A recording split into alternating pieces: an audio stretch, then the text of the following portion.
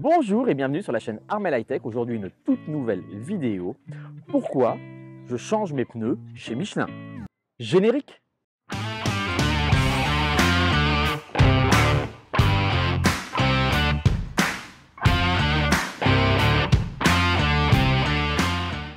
Bonjour et bienvenue sur la chaîne Armel High Tech. Aujourd'hui, je suis au Tesla Owner Day à Clermont-Ferrand chez Michelin et j'ai décidé de changer mes pneumatiques. Pourquoi? Comment? Donc je vais discuter avec Michelin pour voir de l'intérêt de changer les pneus, quel type de pneus il faut prendre, quelle est la politique de Michelin avec Tesla. On va essayer de regarder ça, on va essayer de regarder aussi dans quel état sont mes pneus après 76 000 km. Est-ce que je dois les changer? Est-ce que je ne dois pas les changer? Voilà, on va regarder ça tout de suite ensemble.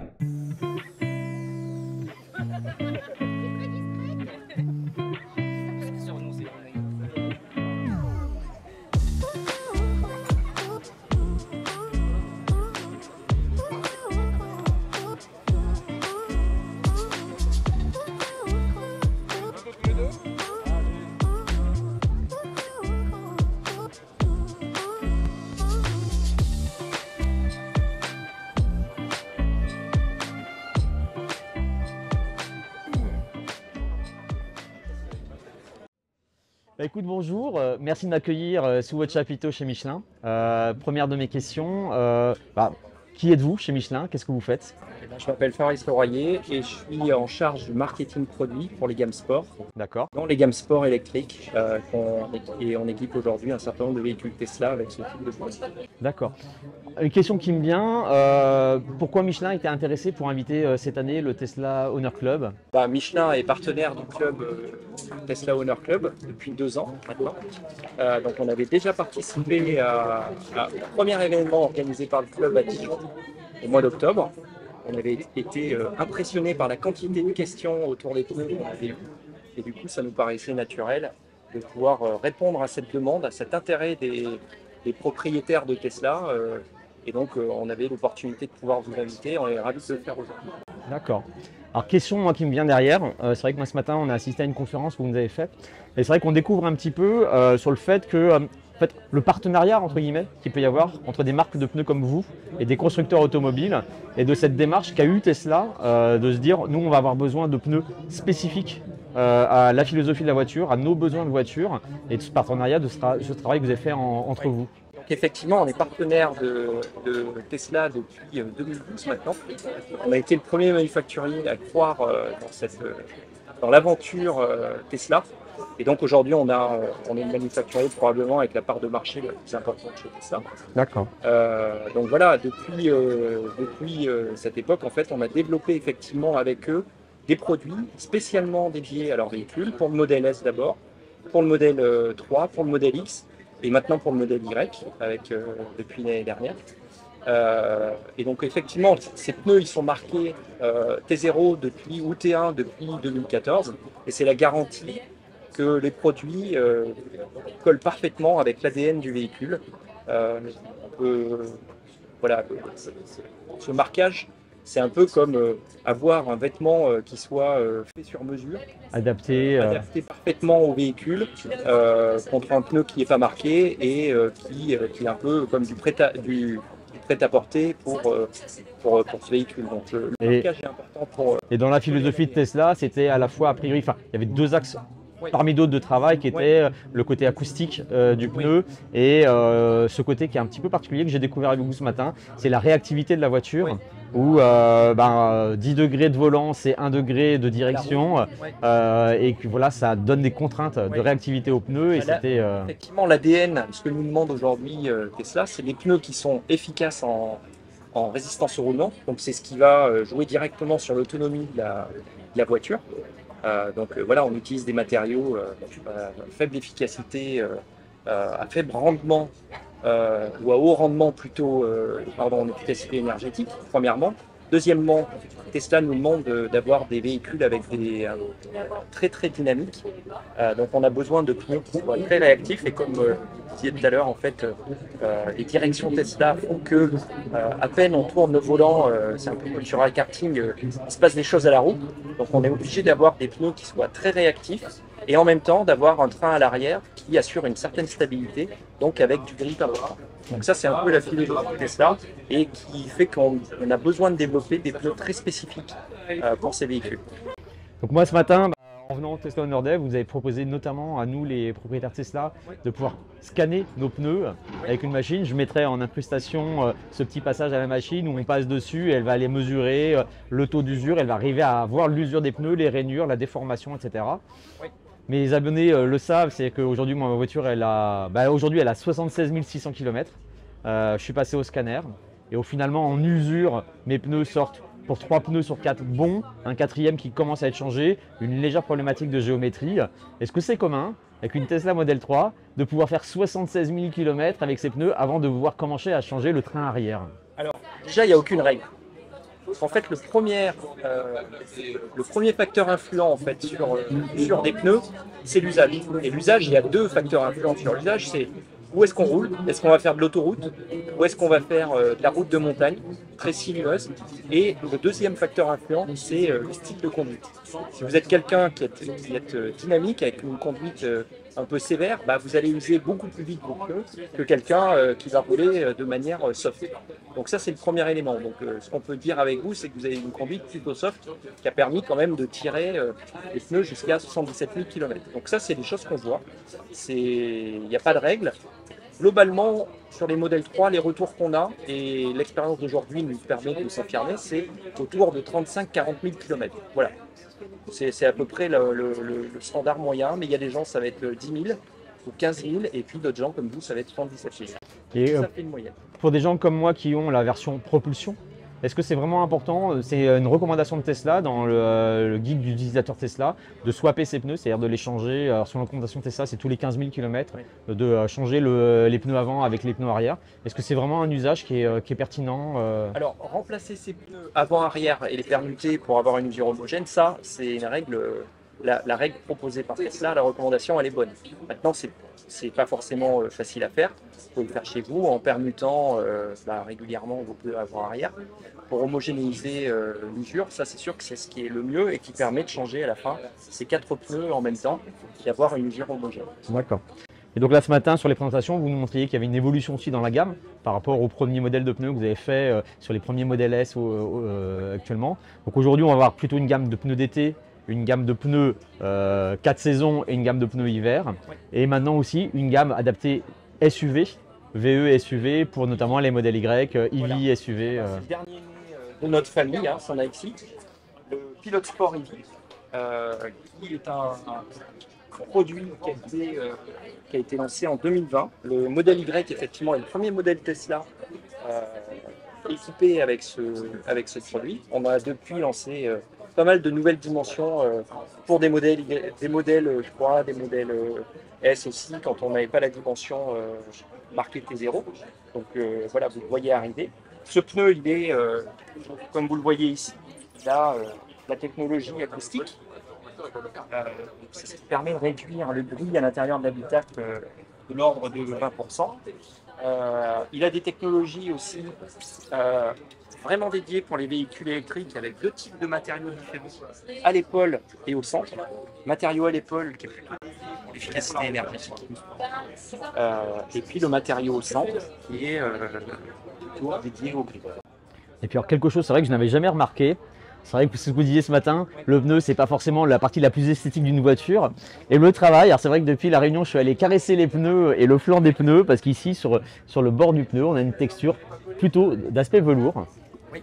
Et ça fait partie aussi des petits… de la qualité de finition et de la premiumness de nos produits. Hein. Ouais. Donc, effectivement, on cherche toujours à améliorer le design de nos produits. Parce que ces pneus ils sont montés sur des véhicules quand même assez exclusifs. Et donc le pneu se doit aussi de répondre à cette exclusivité. Et donc on améliore sans arrêt le design de nos produits. Et là vous voyez qu'effectivement ça donne un effet de contraste qui est quelque chose qui est quelque chose qu'on n'a jamais atteint. Et qui fait partie des dernières gammes qu'on a lancées, que ce soit Pilot Sport EV ou Pilot Sport 5 qu'on a lancé cette année plutôt pour les véhicules thermiques. Super. Et puis une nouvelle aussi qu'on a eue ce matin avec vous, c'est l'arrivée prochainement du pneu connecté. Oui. Avec des capteurs Bluetooth. Je vous mettrai en incrustation à l'image les petits capteurs que vous nous avez fait circuler, qu'on a pu manipuler. C'est une petite pièce de… collés dans ce produit, hein. Donc c'est ces TNS, effectivement, qui vont équiper en tout premier lieu la modèle S-Plaid, qui va arriver d'ici la fin de l'année. Qu'on espère tous d'ici la fin de l'année, début 2023. C'est Pour, le capteur Bluetooth qui, la voiture est connectée en fait, et aujourd'hui l'info qui est remontée, c'est l'information autour de l'identification du pneu.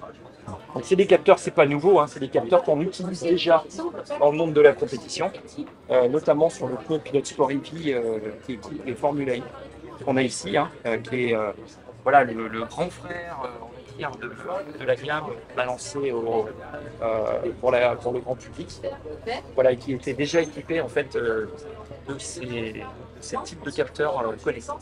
super. Bah, merci beaucoup. De rien. Et puis, merci de nous avoir invités chez vous à Clermont-Ferrand. C'est vrai qu'on réfléchissait, et puis on s'est dit, mais c'est vrai qu'on est à Clermont-Ferrand, on est dans le Massif central, mais l'hiver, on fait quoi? C'est quoi la proposition de Michelin? On a deux solutions. La première solution, c'est de mettre des pneus hiver, pilote alpin. La loi montagne, Bretagne n'est pas concernée, mais la loi montagne, on a quand même 41 départements, je crois, qui sont concernés par la loi montagne. La loi montagne qui a été mise en application dès l'hiver dernier, avec l'obligation dans 41 départements de mettre des pneus marqués hiver pendant la période de fin novembre à fin mars. Je vous remettrai le logo sur la vidéo hein, pour vous indiquer. Donc on a deux inscriptions normalement obligatoires. On va peut-être pouvoir les voir sur le flanc. PMSF.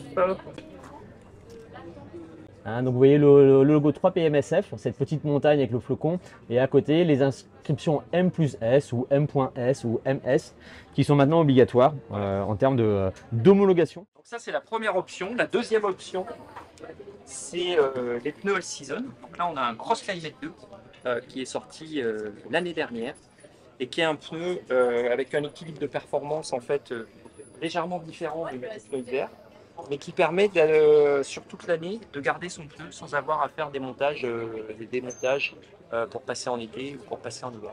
Donc c'est un produit très équilibré qui assure sécurité mobilité en hiver sur la neige. Là, il n'y a aucun problème, vous pouvez rouler en toute sécurité, la neige ne vous arrêtera pas. Et puis en été, qui résiste parfaitement et qui a les performances d'un pneu été tout à fait standard sur le marché. Donc ça, c'est le choix de la facilité. Voilà. Pour des gens qui peuvent être amenés à régulièrement bouger dans des régions montagneuses, etc. et qui, de novembre à mars, peuvent être embêtés avec cette situation. Voilà. La seule différence par rapport aujourd'hui au Pilot Sport 4, c'est la bande anti-bruit qui n'est pas encore présente. Exactement. Dans ce pneu-là. Ça, c'est pas le cas, effectivement, mais ça va venir. C'est ce que vous nous annoncez. Voilà, exactement. C'est une question de. Qu'on aura la gamme EV Cross Climate qui. EV, oui, en tout cas, avec de l'acoustique pour satisfaire les véhicules électriques. Bon, bah super. Bah, écoutez, merci beaucoup. De rien. Et à bientôt. Je suis revenu à la maison et on va débriefer un petit peu ensemble sur cette interview de Michelin et surtout, on va maintenant voir ensemble quelle pneumatique j'ai décidé de choisir. Je suis reparti en Michelin. Alors déjà, pourquoi ? Pourquoi ? Parce que déjà, moi j'étais très satisfait, vous le comprenez bien, de l'usure de mes pneumatiques. 76-77 000 km avant que je commence à envisager de changer mon train arrière. Donc clairement, moi j'étais complètement satisfait par l'évolution des pneumatiques, que ce soit en termes de sonorisation également. Moi je les trouve quand même très discrets, et en tenue de route, moi j'ai jamais été embêté avec ma voiture. Et si vous avez regardé la vidéo sur le circuit, où j'ai pu tourner sur le circuit Michelin lors du Tesla Honor Day à Clermont-Ferrand, voilà, je les ai quasiment pas mis en défaut. Il y a que sur piste mouillée, en cherchant un petit peu, que j'ai pu avoir quelques travers très largement contrôlés par le véhicule. Donc oui, je suis reparti en pneus Michelin. Et voilà, moi j'en ai profité pour changer mes pneus lors du Tesla Honor Day à Clermont-Ferrand, parce que voilà, moi changer mes pneus directement chez Michelin sur leur circuit d'essai par un prestataire lors du Tesla Honor Day, bah écoutez, c'était super. Les pneus, on peut regarder le bilan ensemble, hein. Je vous montre tout de suite, hein, je vais vous le mettre en incrustation sur l'usure de mes pneumatiques. Donc j'ai fait ce scan sur ma Tesla et donc on peut voir. Alors 3 pneus sur 4 ressortent en vert, c'est-à-dire peuvent continuer sans changement. Il n'y a que le pneu arrière droit qui sort en jaune. Si on regarde les pneus avant gauche, j'ai des profondeurs de sculpture satisfaisantes, ça va de 4 à 4,9 mm de profondeur. Le pneu avant droit, ça va de 4,5 à 5,1 mm de profondeur. Par contre, on me note une usure intérieure mineure qui peut être liée à une problématique de géométrie, à mettre en concordance avec l'usure de mon pneu arrière gauche, donc où les témoins d'usure vont de 3 mm à 3,5 mm, mais il y a une usure aussi anormale détectée avec une usure extérieure forte, et donc liée sans doute aussi à un problème de géométrie. Donc en fait, ce scan m'a permis de voir que j'ai une géométrie à refaire sur la voiture, donc je prendrai rendez-vous pour refaire cette géométrie, mais il n'y a que le pneu arrière droit, où là j'ai des profondeurs qui vont de 2,8 à 3,8 mm. Donc on commence à atteindre le témoin d'usure, hein, je vous rappelle qu'il est à 1,6 mm. Donc le pneu n'est pas encore à changer, mais on peut envisager son changement. La voiture a 77 000 km, j'ai préféré changer les pneus, même si lors de l'interview et des interventions de Michelin, ils nous disaient, hein, c'est vraiment quelque chose où je les ai fait répéter, je repose 2 fois la question, c'est que pour eux, tant qu'on n'est pas au témoin d'usure, il n'y a pas à changer les pneus. Même si on peut perdre un petit peu en efficacité de freinage ou autre, tant que le pneu n'est pas usé, ça ne sert à rien de le changer. Donc ça ne sert à rien de faire un changement prématuré de nos pneus si on n'est pas au témoin d'usure, s'il n'y a pas une usure anormale de nos pneus, etc. Et ben on peut continuer jusqu'à ce témoin d'usure. Voilà. Alors, quelle pneumatique choisir? On l'a vu, hein, il y a différentes pneumatiques que Michelin propose pour nos Tesla. Alors j'étais très intéressé pour justement installer le toute nouvelle monture du Michelin EV acoustique. Le souci, c'est qu'il ne le propose pas en 18 pouces. Vous savez que le modèle Y a été le premier modèle équipé de ces pneumatiques. Maintenant la modèle 3 c'est possible, mais on ne l'a pas encore disponible en 18 pouces. Donc moi étant en 18 pouces, je n'avais pas changé mes jantes. Donc, il me restait le choix entre repartir sur des Pilot Sport 4, les pneumatiques que j'avais, ou des Cross Climate. Et comme vous avez pu le voir lors de l'interview, moi vraiment, ce qui m'aurait embêté avec le Cross Climate, c'est peut-être une acoustique moins bonne des pneus.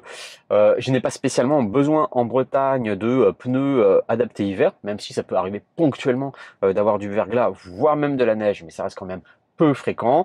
Je vais aller une fois par an au sport d'hiver. Vous le savez, j'ai acheté des chaînes. Donc j'ai préféré repartir sur des Pilot Sport 4, donc la même monture d'origine que le véhicule. J'en suis totalement satisfait. On nous a proposé lors du Tesla Honor Day donc une monte sur place. Et donc le prix, je regarde mes notes, le prix des 2 pneus Pilot Sport 4, donc en TO T0, donc badgé Tesla, on est sur les prix montés à 473,99 € TTC sur place. Les Cross Climate m'auraient coûté moins cher, hein, ils étaient proposés à 390 € TTC. Alors je suis sûr que certains d'entre vous vont me dire qu'on peut trouver sans doute moins cher ailleurs, hein, les mêmes pneumatiques, etc. Vraisemblablement, c'est vrai que voilà, moi c'était l'occasion de pouvoir les changer de chez Michelin qui me fait que ouais, j'étais prêt à mettre quelques dizaines d'euros supplémentaires pour mon changement de pneu et avoir cette occasion de pouvoir échanger avec l'équipe Michelin. Voilà, vous savez tout. Vous savez tout pourquoi Tesla travaille avec Michelin. Vous savez pourquoi Michelin équipe une bonne partie des Tesla qui nous sont livrés. J'ai donc changé mes pneus et moi ça a été vraiment une grande fierté de pouvoir rencontrer l'équipe Michelin qui était très disponible, et je suis satisfait de pouvoir vous proposer cette interview et cet échange. Merci d'avoir regardé cette vidéo et à bientôt sur la chaîne Armel High Tech.